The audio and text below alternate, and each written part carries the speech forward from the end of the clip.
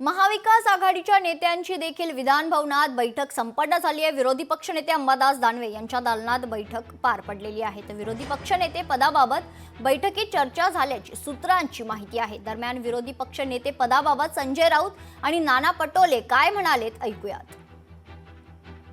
नक्कीच आमचा हक्क आहे। महाराष्ट्राच्या विधानसभेला फार मोठी परंपरा आहे।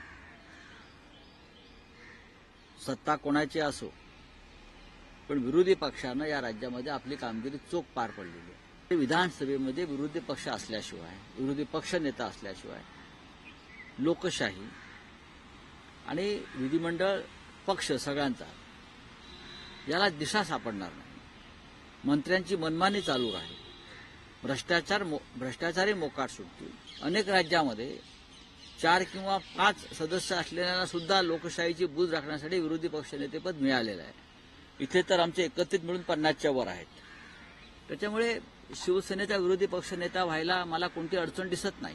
विधानसभेमध्ये शिवसेना हा पक्ष मोठा पक्ष आहे, त्यामुळे त्यांनी त्यांचा कॅन्डिडेट डिक्लेअर केला पाहिजे। त्याचप्रमाणे वरच्या सभागृहामध्ये परिषदेमध्ये काँग्रेसचे जास्त आमदार आहेत, तिथं आम्ही आमचा विरोधी पक्षनेता करू आणि सामंजस्यानं या राज्याच्या भ्रष्ट आणि महाराष्ट्राला रोज काळीमा लावणाऱ्या या सरकारला घेराबंदी कशी करता येईल याच्यावरचं प्लॅनिंग आम्ही करतो आहे।